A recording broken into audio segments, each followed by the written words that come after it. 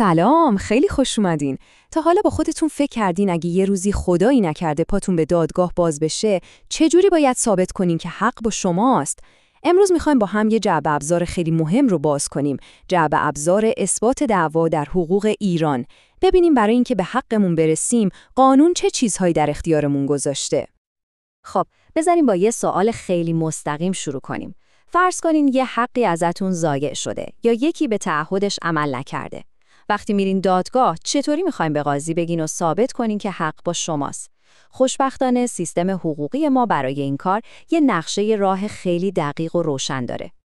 ببینین، یه قانون خیلی مهم و پایه‌ای توی حقوق ما هست که میگه البینة علی المدعی. این قاعده که توی ماده 1257 قانون مدنی هم اومده، یعنی چی؟ یعنی هر که ادعایی میکنه وظیفه ثابت کردنش هم با خودشه. خیلی ساده است. دادگاه از شما دلیل و مدرک میخواد، نه فقط حرف. خب، توی این بررسی میخوایم 5 تا ابزار اصلی توی این جعبه ابزار رو با هم چک کنیم. از اقرار شروع میکنیم که بهش میگم ملکه دلایل، بعد میریم سراغ اسناد، شهادت شهود و در آخر هم میرسیم به اماره و سوگند که وقتی هیچ مدرک دیگه‌ای نداریم به کارمون میان. پس بزن بریم. خب، قبل از اینکه بریم سراغ خود ابزارها، یه سوال مهمتر هست. اصلاً چرا باید چیزی رو ثابت کنیم و کی باید این کار رو بکنه؟ این همون قاعده بنیادینه که مثل پیو فونداسیون کل سیستم عمل میکنه و مشخص میکنه که بازی از کجا باید شروع بشه. این فقط یه حرف تئوری نیستا. در عمل شما به عنوان مدعی وقتی وارد دادگاه میشین، اولین چیزی که قاضی ازتون میپرسه همینه. بدون دلیل، حتی اگه 100% حق با شما باشه، ادعاتون به هیچ جا نمیرسه. یادتون باشه توی دادگاه حق بدون دلیل تقریباً هیچ ارزشی نداره. حالا بریم سراغ اولین و به نظر خیلیا قوی ترین ابزار توی جعبه ابزارمون، اقرار. بی خودی بهش نمیگن ملکه دلایل. چرا؟ چون وقتی یه نفر خودش به ضرر خودش حرفی بزنه، دیگه کار تمومه. اقرار مثل یه شاه کلیده که قفل پرونده رو باز میکنه و دادگاه رو به حقیقت میرسونه. قانون مدنی توی ماده 1259 اقرار رو اینجوری تعریف کرده. نکته کلیدیش اینه: شما علیه منافع خودتون و به نفع طرف مقابلتون یه چیزی رو میگین. مثلا میگین بله، قبول، من این پولو بهشون بدهکارم. این حرف یه اقرار کامل و بی‌نقصه. البته هر حرفی هم اقرار حساب نمیشه ها. همونطور که میبینین قانون یه سری شرط و شروط دقیق گذاشته. هدف این شرط چیه؟ اینه که دادگاه مطمئن بشه اون کسی که داره اقرار میکنه کاملا آگاه، عاقل و از روی اختیار و بدون هیچ فشار و اجباری داره علیه خودش حرف میزنه، وگرنه اون اقرار هیچ ارزشی نداره. خب، از اقرار که بگذریم میرسیم به چیزی که تقریبا هممون هر روز باهاش سر و کار داریم. سند.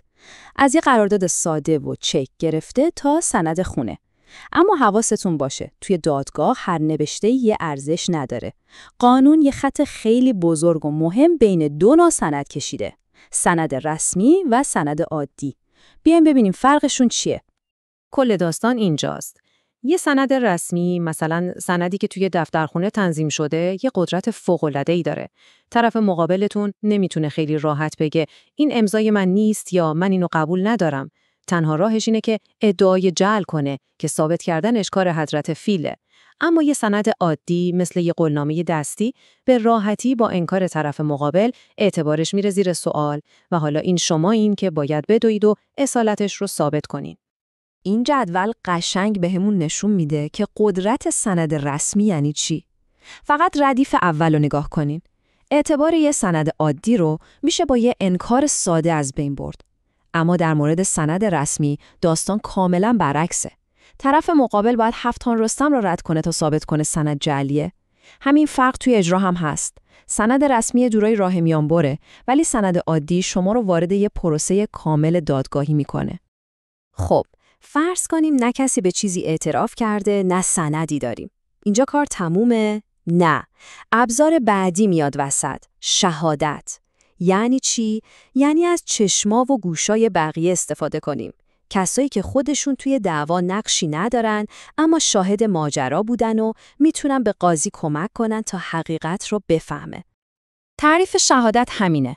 نکته مهمش اینه که شاهد باید یه نفر سوم باشه، یعنی خودش طرف دعوا نباشه و بیاد از چیزی خبر بده که مستقیماً با حواس خودش درک کرده، مثلا دیده یا شنیده. و اما قسمت جالبش، فکر نکنین هر کسی میتونه پاشه بره دادگاه شهادت بده. قانون ما یه لیست بلند بالا و خیلی سختگیرانه برای شاهد در نظر گرفته. هدف از این همه شرط از عدالت و ایمان گرفته تا نداشتن نفع شخصی یا دشمنی، فقط و فقط یه چیزه. این که دادگاه مطمئن بشه شاهدی که داره حرف میزنه یه آدم کاملا بی‌طرف، قابل اعتماد و صادقه و شهادتش تحت تاثیر چیز دیگه‌ای نیست. جالب‌تر این که سختگیری قانون به اینجا هم ختم نمیشه و حتی روی تعداد و جنسیت شاهدها هم حساسه. مثلا برای ثابت کردن خیلی از مسائل مهم غیرمالی مثل طلاق، قانون میگه حتما باید شهادت 2 مرد باشه. البته توی مسائل مالی دستمون بازتره و ترکیب‌های دیگه‌ای مثل 1 مرد و 2 زن هم قبوله. خیلی خوب، تا اینجا ابزارهای اصلی رو گفتیم. ولی اگه هیچی، یعنی واقعاً هیچی از اینا رو نداشتیم چی؟ آیا پرونده به بنبست میرسه؟ نه هنوز. 2 ابزار دیگه ته جعبه ابزارمون مونده که وقتی هیچ دلیل مستقیمی نداریم به کار میان. اماره و سوگند. اماره در واقع مثل یه جور سرنخه، یعنی از یه چیز مشخص به یه چیز نامشخص پی میبریم. این سرنخ‌ها به قاضی کمک میکنن تا بتونه یه نتیجه گیری منطقی بکنه. ما 2 جور اماره داریم. اماره قانونی رو خود قانون تعیین کرده. مثلا میگه همین که یه چیزی دست شماست، نشونه مالکیت شماست و قاضی هم باید اینو قبول کنه.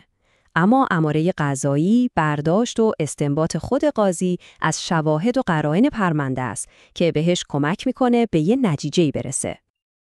و بالاخره میرسیم به آخرین تیر ترکش. وقتی که مدعی واقعاً دستش از همه جا کوتاهه و مطلقاً هیچ دلیل دیگه‌ای برای ثابت کردن حرفش نداره، میره سراغ سوگند یا همون قسم.